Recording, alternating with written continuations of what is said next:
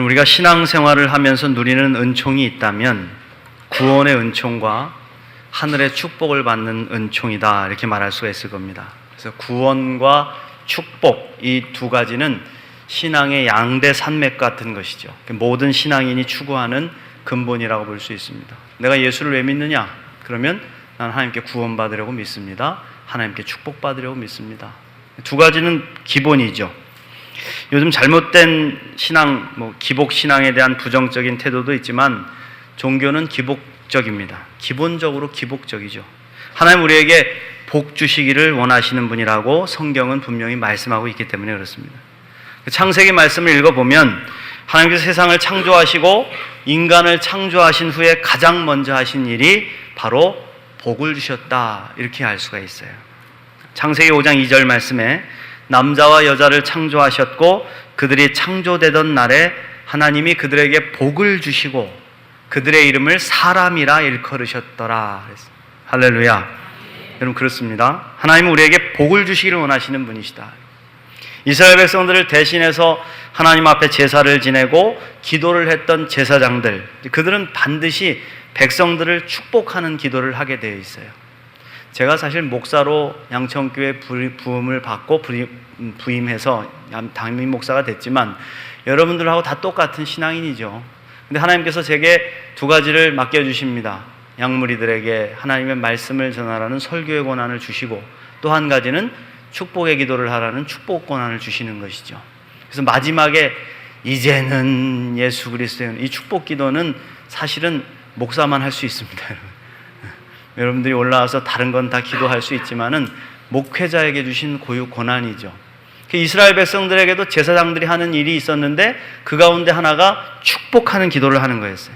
민수기 6장 24절부터 26절 말씀에 보면 여호와는 내게 복을 주시고 너를 지키시기를 원하며 여호와는 그의 얼굴을 내게 비추사 은혜 베푸시기를 원하며 여호와는 그 얼굴을 내게로 향하여 드사 평강 주시기를 원하노라 할지니라.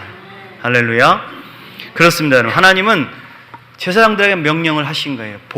복을 빌어라. 이스라엘 백성들을 위해 복을 빌어라. 하나님, 우리가 복받고 은혜를 받으며 평강을 누리는 인생을 살기를 원하십니다. 믿습니까? 근데 사람이 범죄해서 하늘의 복을 받을 자격을 잃어버렸고 죽음과 멸망을 향해서 나아가게 된 것입니다. 그래서 이를 안타깝게 여긴 하나님은 우리에게 예수님을 보내주셨어요.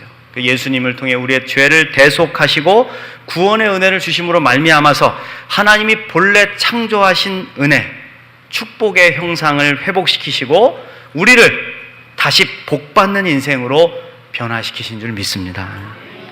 그래서 여러분, 구약 성경을 읽어보시면 하나님의 마음이 느껴져요. 그건 뭐냐? 복을 주시기를 원하신다. 우리에게 복 주시기를 원하신다. 그런데 하나님께서 주시는 이 복을 받는 비결이 있습니다. 오늘 우리가 읽은 이 말씀, 잠언 말씀은 다윗의 아들 솔로몬에게 주신 하늘의 지혜, 하늘의 비밀을 적어놓은 책이죠. 그래서 어린 시절에 우리 자녀들에게 이 잠언이나 전도서를 많이 쓰게 하면 마음에 지혜가 와요. 하늘의 지혜를 담아놨기 때문에 그렇습니다.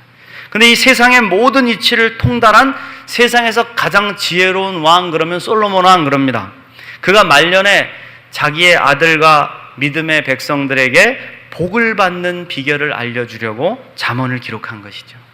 하나님 앞에 복을 받고 사는 인생을 지혜로운 인생이다, 지혜로운 삶이다, 그렇게 말을 하고, 이 지혜는 하나님을 알고 경외하는 것에서부터 시작한다, 그렇게 말씀하는 거예요.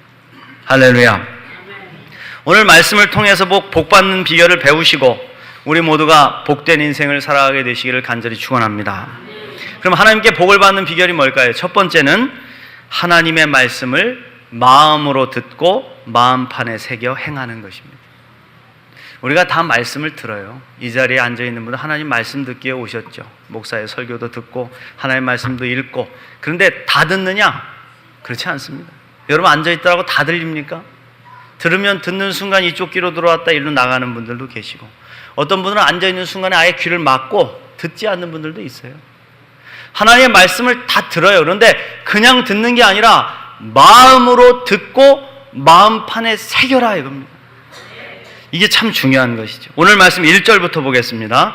내 아들아, 나의 법을 잊어버리지 말고 내 마음으로 나의 명령을 지키라. 그리하면 그것이 내가 장수하여 많은 해를 누리게 하며 평강을 더하게 하리라. 인자와 진리가 내게서 떠나지 말게 하고 그것을 내 목에 매며 내 마음판에 새기라. 그리하면 내가 하나님과 사람 앞에서 은총과 귀중히 여김을 받으리라. 할렐루야. 이 말씀에서 반복되는 단어가 여러분 마음이라는 단어입니다. 하나님의 말씀을 듣고 지키되 그냥 지키는 게 아니라 마음으로 지키라는 거예요. 하나님을 믿고 진정으로 사랑하는 마음으로 말씀을 듣고 지켜 행하라 이겁니다. 하나님께서 우리에게 싫어하는 신앙이 있어요. 아주 싫어하는 것, 제일 싫어하는 건 뭐냐면 우상 숭배하는 거예요. 나 위에 다른 신을 섬기고 우상을 숭배하고 절하는 거 하나님 싫어하십니다. 또 한 가지 싫어하시는 건 뭐냐면 껍데기 신앙을 싫어하십니다. 겉으로는 멀쩡한 것 같은데 속은 텅 비어있는 껍데기 신앙. 겉으로는 최선을 다하는 것 같고 잘 믿는 것 같은데 마음이 없이 흉내내고 있는 것을 아신다 이겁니다. 우리가 하나님 앞에 열심히 일하고 기도하고 잘한 것 같은데도 약속된 바 복을 받지 못하는 이유는 진심으로 행하고 있지 않기 때문이다. 말씀은 지키는 것 같은데 마음에는 사심이 들어가 있습니다. 거짓이 들어가 있습니다. 우리의 예배와 믿음 생활, 기도 생활 가운데 형식은 그럴듯한데 마음은 빠져 있지 않은지 돌아봐야 된다. 왜? 사람들은 속일 수 있을지 몰라도 하나님 속일 수 없기 때문에. 하나님 우리의 중심을 꿰뚫어 보시는 분이시기 때문에. 믿습니까? 이렇게 마음을 다해 하나님 말씀을 지키는 삶에 약속하신 복이 있어요. 그 뭐냐면 바로 장수하여 많은 해를 누리며 평강을 더하는 축복입니다. 장수하는 복 참 좋은 것이죠. 뭐 오래 살고 싶지 않다고 하는 분들 답을 다 거짓말이에요. 내가 빨리 죽어야지. 나 오늘 죽고 싶다. 나 오래 살고 싶지 않다. 그런 분들은 보면은 왜 그럴까 보면 삶이 고달픈 거예요. 장수하고 오래 사는 것 좋은데 그냥 오래 산다고만 좋은 게 아니다 이겁니다. 평안이 없이 그저 오래 사는 복은 오히려 저주가 될 수 있다 이겁니다. 평안 없이 오래만 살게 되면 나 얼른 죽고 싶다 그렇게 말합니다. 나 빨리 데려가. 나 죽고 싶다고. 참된 복은 평안 가운데 오래 사는 복인 줄 믿습니다. 마음으로 하나님의 말씀을 듣고 지키는 사람에게는 평안함과 장수를 누리는 복을 주시겠다 그랬어요. 저와 여러분이 이러한 복을 누리시기를 축원합니다.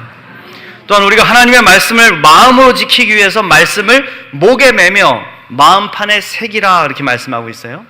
인자와 진리가 내게서 떠나지 말게 하고, 여기서 인자라는 이 단어, 이 인자라는 말을 히브리어로 헤세드 이렇게 말합니다. 헤세드. 헤세드는 뭐냐면 하나님의 언약, 약속을 말하는 거예요. 우리가 예수님을 믿고 구원받은 백성이 되고 예수님과 한 몸을 이루는 세례를 받고 나면 진정 하나님과 한 몸을 이루면서 우리가 하나님의 거룩한 자녀가 돼요. 그러면 하나님과의 약속 관계에 들어가는 겁니다. 하나님과 나는 약속을 맺은 거예요. 그러면 하나님이 맺은 약속을 맺은 사람을 향해서 품으시는 사랑이 있습니다. 이게 헤세드예요. 내가 지켜야 될 나의 자녀, 나와 약속한 나의 거룩한 자녀, 내가 너를 사랑한다. 이게 헤세드입니다. 그런데 하나님이 주신 이 약속을 목에 메고 마음에 새기라 이거예요.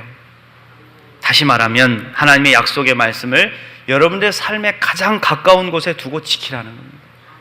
말씀을 삶에 가장 가까운 데 두고 날마다 새겨듣는 삶을 어찌 하나님께서 축복하지 않으시겠냐고요. 이런 사람들에게 주시는 복은 하나님과 사람 앞에서 은총과 귀중히 여김을 받는 삶이다. 할렐루야. 여러분 2000년도에 시드니 올림픽에서 여자 다이빙 경기에서 금메달을 딴 미국 선수가 있습니다. 로라 윌킨슨이라는 미국 선수. 당시 세계 다이빙은 중국 선수들이 다 그냥 사로잡고 있었어요. 16년 동안 세계 최강을 중국이 빼앗기지 않았습니다. 중국의 벽을 누구도 넘을 수 없다 그렇게 이야기할 때 이 로라 윌킨슨이라는 여인이 여러 가지 약점을 가지고 올림픽에 참여를 하게 됩니다. 올림픽이 열리기 3개월 전에 오른쪽 다리 골절상을 입었어요. 다리가 부러진 겁니다. 7주 동안을 병원에 입원하게 돼. 훈련도 잘 못해. 로라는 감독과 코치로부터 너는 이번 올림픽에 못 나가. 끝났어.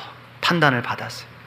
우리 교회도 운동하는 선수들 많은데 운동하는 선수들 올림픽에 출전해서 메달 따려고 하는 거예요. 목숨 걸고 하는 겁니다. 이 기회를 한번 놓치면 다시 4년을 기다려야 되는 거예요. 이게 얼마나 그들에게는 사형 선고 같은 겁니다. 그래서 병실에서 낙심하고 좌절하고 있는 이 로라 윌킨슨에게 어느 날 예수님이 찾아오셨다는 거예요.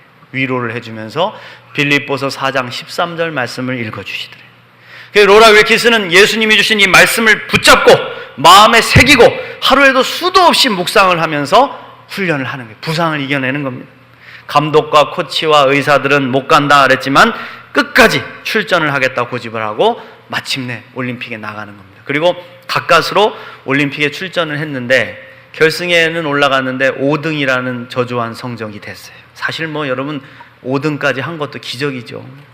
이제 1등과는 60점이 넘는 차이를 나고 있어요. 마지막 경기를 치르는 시간이 됐습니다. 각각 5번의 다이빙을 하는 거예요. 등수가 정해진, 이미 전 세계 매스컴은 중국 선수들을 향해서 집중하고 있는 겁니다. 이제 로라 윌킨슨의 차례가 됐습니다. 로라 윌킨슨은 경기장에 들어가면서 계속 입으로 뭔가를 중얼중얼 거리면서 경기를 하기 시작하는 겁니다. 로라 윌킨슨이 입으로 외운 것이 무엇이었을까요? 그것은 바로 예수님이 주신 말씀, 내게 능력 주시는 자 안에서 내가 모든 것을 할 수 있느니라. 할렐루야.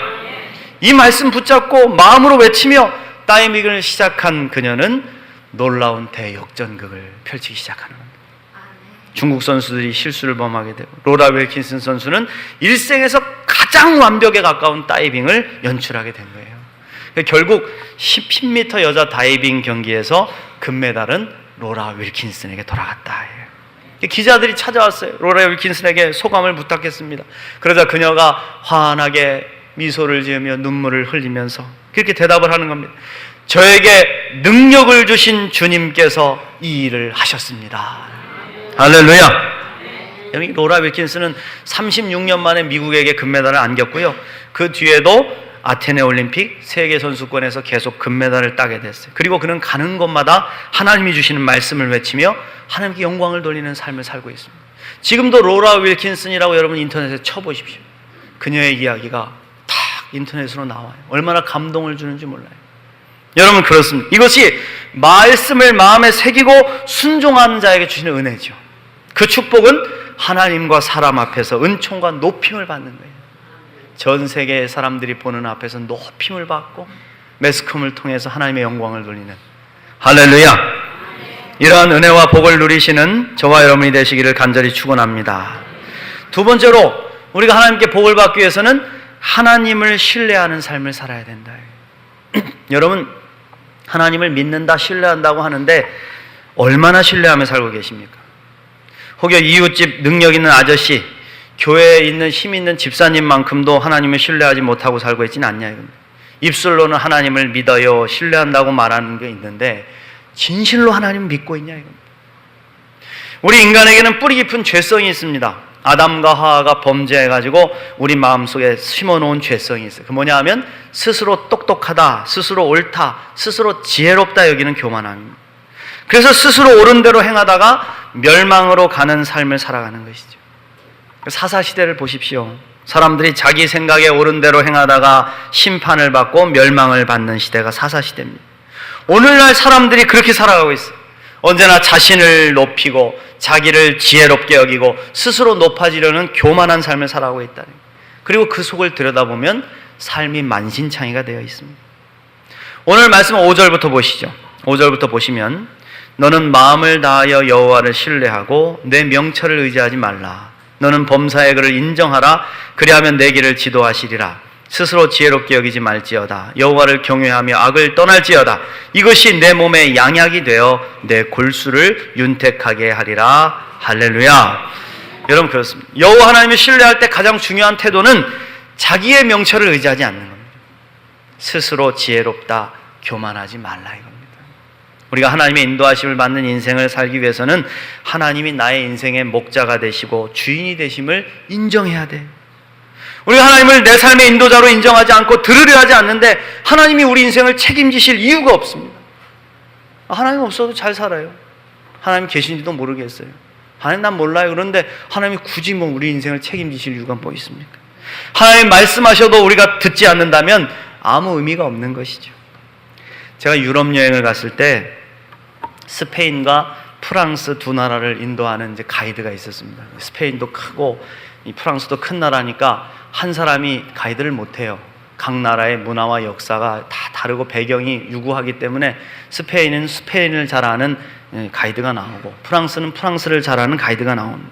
근데 이분들이 얼마나 가이드를 잘 아는지 굉장히 박식해요. 똑똑하고 매우 문화적인 건 말이 청산유수고 역사적인 배경까지 속속하게 알고 다 설명을 하고 인도를 하니까 너무너무 재밌는 겁니다. 그러니까 신뢰가 가니까 함께 간 목사님들이 가이드의 말씀에 100% 순종합니다. 여러분, 세상에서 가이드가 제일 어려워하는 단체가 뭔지 아십니까? 목사 집단이에요. 목사님들 제일 힘들어합니다. 똑똑하거든요.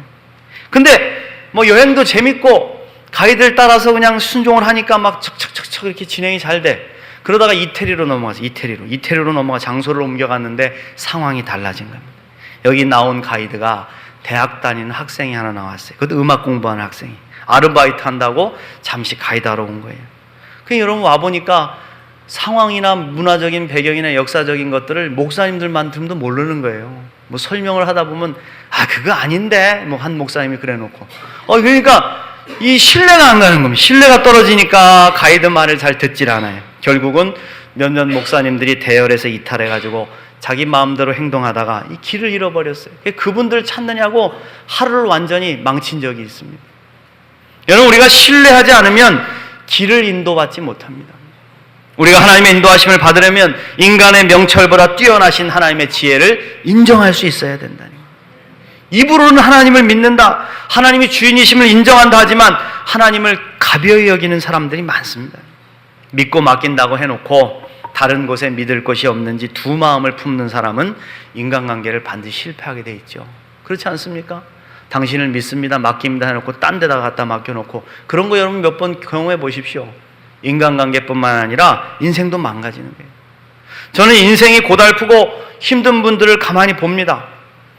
그런 분들이 대부분 스스로 지혜롭다 여기는 분들이 많아요. 얼마나 똑똑하고 재능도 많고 스스로 할 수 있는 일도 많은지. 그렇다 보니까 하나님에 대한 신뢰, 사람들에 대한 신뢰가 별로 없습니다. 하나님이 뭘 해줘? 하나님이 뭐가 있어? 그 사람이 뭘 알아? 답답해. 내가 해버리고 말지. 세상에 믿을 만한 놈 하나도 없어.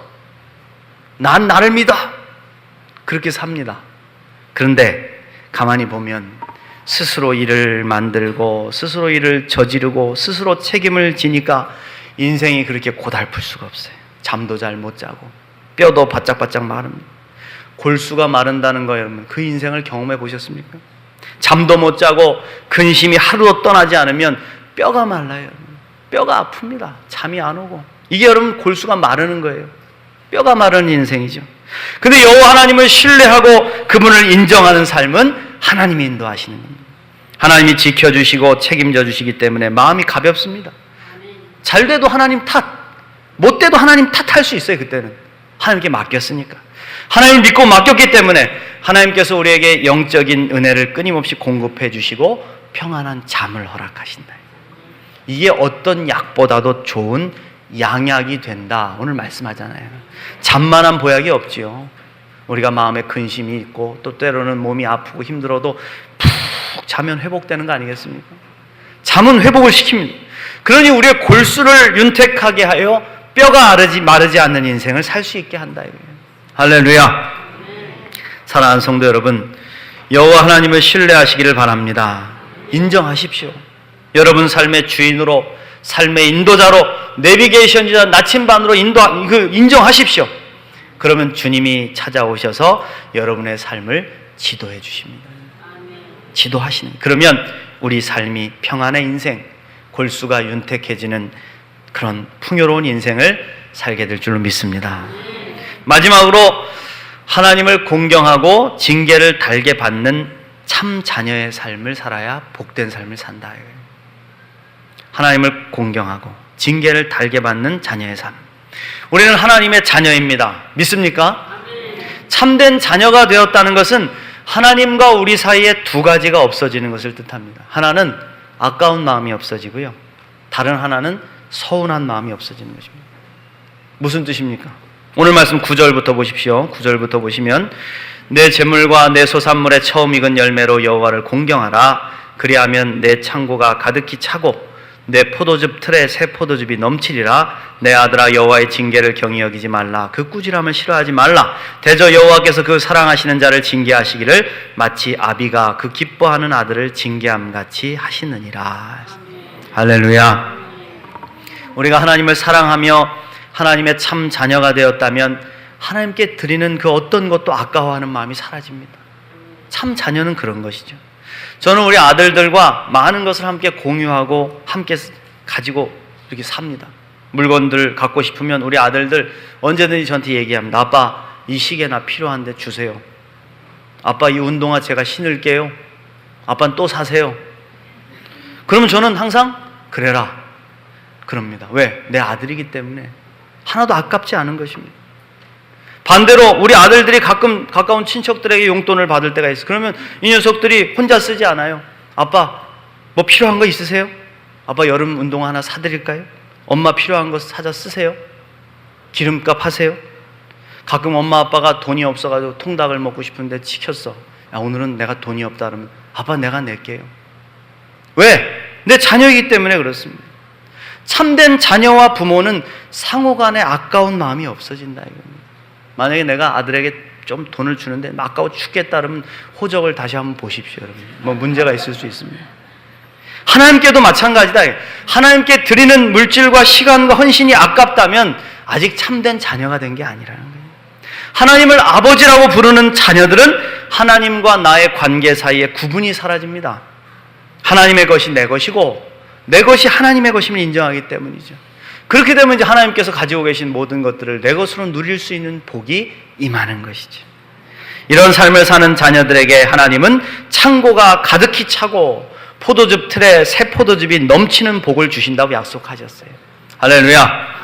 하나님이 채우셔야 진정 채워주는 줄 믿습니다. 하나님이 지켜주셔야 참된 부흥이 일어나는 겁니다. 또 한 가지 참된 자녀는 하나님께서 내리시는 징계를 서운해하지 않는다. 우리가 때때로 살아가면서 하나님께서 우리에게 벌 주실 때가 분명히 있습니다. 왜? 우리가 하나님의 자녀이기 때문에. 자녀가 아니면 뭐 나쁜 짓을 하든 뭐 죄를 짓든 상관없어. 그런데 자녀이기 때문에 바른 길을 가라고 채찍질을 하시는 거죠. 아버지가 자녀들을 경책하는 것은 사랑하기 때문입니다. 바른 길을 가게 하기 위해서, 건강하게 삶을 살 수 있도록 하기 위해서 잔소리도 하고 음식도 챙겨주고 잘 먹으라 그러고 때로 잘못을 저지르면 매를 때리기도 하는 것이죠. 사랑하지 않으면 무관심입니다. 내가 너와 아무 상관없다, 나가라. 그게 제일 무서운 말 아니겠습니까? 힘든 것이죠. 참된 자녀는 아버지가 징계를 해도 금방 돌이켜서 품에 안기는 것이죠. 서운해하지 않습니다. 아버지의 사랑의 마음을 알기 때문에. 하나님은 사랑하는 아들 예수님을 징계하셨어요. 징계하셨어요. 너무 사랑하는 아들인데 십자가에서 징계하셨어요. 철저하게 매를 때리시고 못을 받게 하시고 피를 흘리게 하셨어요. 그걸 통해서 우리를 살리신 겁니다. 그냥 내버려도 멸망으로 가도 되는 우리를 사랑하는 자녀이기 때문에 그대로 두고 보실 수가 없어서 예수님을 십자가에서 징계하시고 우리를 살리신 겁니다. 예수님은 하나님의 징계를 달게 받으셨어요. 서운해하지 않으셨어요. 감사로 그 징계를 받으시고 오히려 우리를 구원해 주신 줄로 믿습니다. 그러면 여러분, 하나님의 참된 자녀는 하나님께 드리는 것을 아까워하지 않으며 하나님께서 주시는 징계를 서운해하지 않습니다. 하나님의 참 자녀로 누리는 복을 받기 때문에 그렇습니다. 할렐루야. 오늘 하나님의 복을 받는 비결을 배웠습니다. 먼저 하나님의 말씀을 마음으로 듣고 행하여 장수와 평안과 존귀함을 누리시기를 축원합니다. 하나님을 신뢰하십시오. 친히 주님께서 지도해 주시는 인생을 사십시오. 그때 골수가 윤택해지는 인생을 살게 될 줄로 믿습니다. 하나님을 아버지로 섬겨서 참 자녀가 되어 하나님의 것이 여러분의 것이 되고 하나님께 주시는 놀라운 하늘의 은총을 날마다 받아 누리는 하늘의 자녀가 되어 살아가는 우리 모두가 되시기를 간절히 축원합니다.